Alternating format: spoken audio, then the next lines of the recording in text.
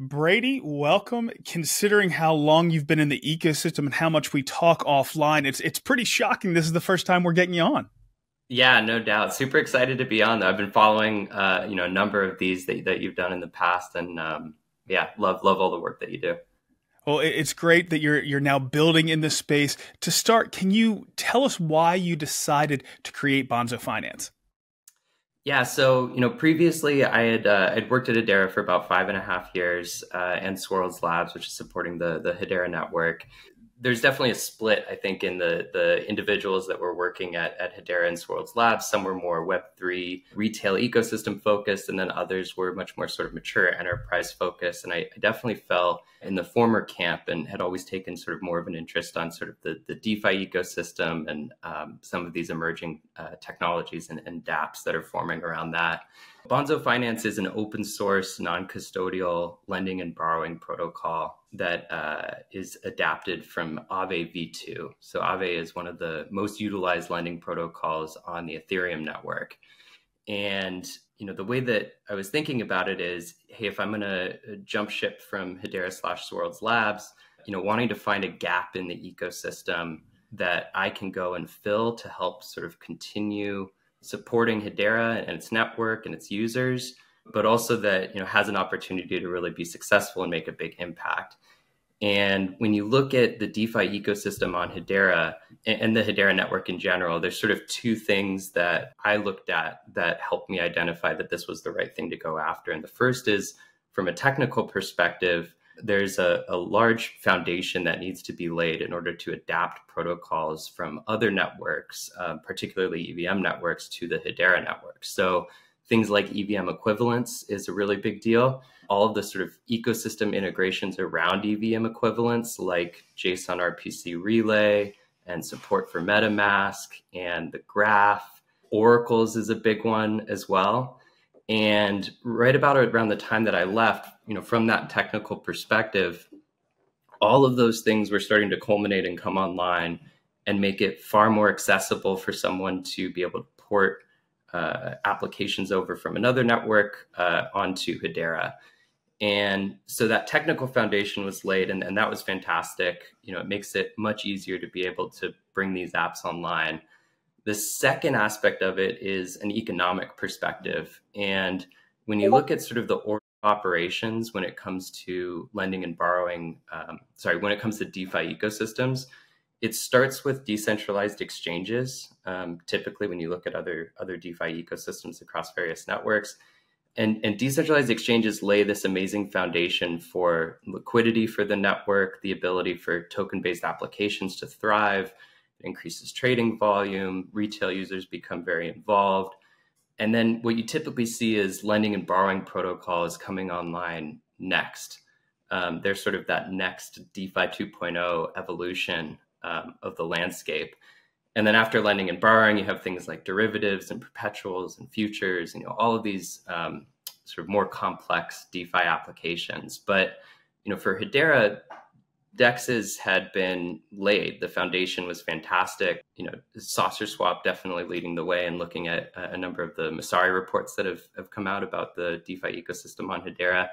And so to wrap things up, technically and economically, it just really made sense to go after lending and borrowing and wanting to do so with an open source protocol that has been really battle tested and made a big impact on other networks. I love the fact that there's so many people who have moved within the Hedera ecosystem, but they stay within the Hedera ecosystem and continue to create great products. So let's dig a little bit more into DeFi lending. Can you explain DeFi lending, its mechanics, and why users might want to participate in it? Yeah, absolutely. So DeFi lending is essentially using smart contracts for users to be able to bring their assets to, deposit those assets to be used as collateral, and then to be able to take out loans of other assets against the collateral that you've provided. And at its sort of bare bones functionality, it's called an over collateralized loan, where essentially you're providing more collateral or more value in that collateral than you can borrow against.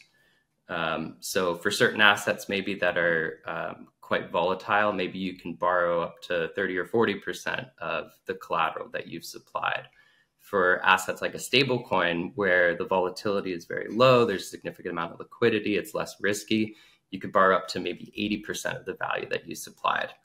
And in doing so, you can borrow any of the assets that are supported by the protocol. That's sort of like the basic foundations of it. So why wouldn't somebody just use that collateral itself? Is it because they need to get their hands on a different asset to be able to do something with it? I'm just kind of curious.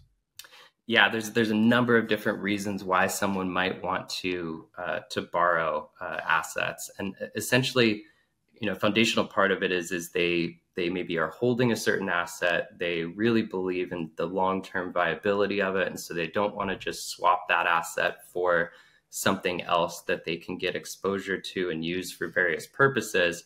So what they can do is they can bring it to Bonzo Finance or any other lending protocol, retain custody of it, but supply it to the protocol and then borrow against the value of it. So they get to keep their original, but they also get exposure to these new assets. And not financial advice in any way, but one use case that I love to cite because it's such a visual use case is, let's say you hold a bunch of HBAR and you just discovered the karate combat application. Big fan. I saw you on it just recently too. Big shout out there. And you want to be able to borrow karate tokens because you can bring them into the karate combat application. You can vote on various proposals in there for governance, and you can also bet on fighters in there. And right now it's sort of a no-lose bet system where you can place your bets on fighters, and then depending on the outcome of what happens, you could potentially win money or win more karate tokens rather. And so, that's one use case where it's like, hey, I want to keep my HBAR, I believe in HBAR as an asset, but I also want to be able to go play over in karate combat land. And so, karate is one of the initially supported assets that we'll have on Bonzo Finance. And it's one example of maybe a reason why someone would want to borrow.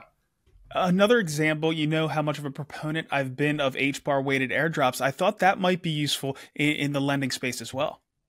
Yeah. And we've talked about that on the side. I do think HBAR weighted airdrops will be another big one. You could, let's say you're holding HBAR X because you are receiving a healthy APY for doing so through Stater Labs. I anticipate probably folks would collateralize HBAR X, and then when these various HBAR weighted airdrops come around, they could borrow HBAR and hold that in their wallet, wait for the snapshot, and then get greater exposure to these different airdrops that are taking place. And that one's a little bit more intermittent. It's like you're kind of keeping an eye on when those activities take place and are available, but definitely see that as sort of another utility for lending and borrowing. It brings a whole new angle and a whole new set of initiatives to the Hedera DeFi ecosystem. So next up, I want to ask, is Bonzo part of DeFi Spring that's being done by the HBAR Foundation? And how can users participate if so? We hope so. We're definitely bullish. Not sure yet. I'm personally really excited about DeFi Spring and the initiatives that HBAR Foundation are doing around that. I think the timing in the macro environment is correct. They're employing a significant amount of liquidity rewards for DeFi protocols. If we can, and we're talking with HBAR Foundation about this, and the hope is that we'll be able to participate with some liquidity rewards and help really, boost TVL and quickly get adoption through that program. But we're very excited about it. And then I think the other part that I'm most excited about too is Axelar and that partnership and the ability to sort of integrate Hedera into the Axelar bridging and cross-chain messaging infrastructure. If we look at DeFi Spring as a way to encourage net new users to join Hedera, to boost liquidity, to boost trading volume, as an ecosystem, bridging is just such a critical component of that.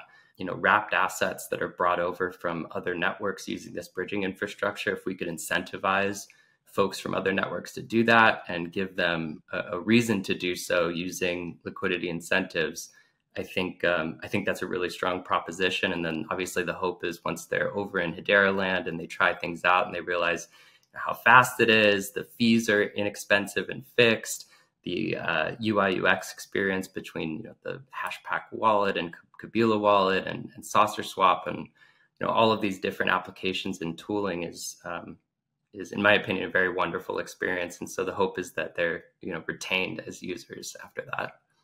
Yeah, get those hooks in. All right, Brady, is there anything else you'd like to pass on before we let you go?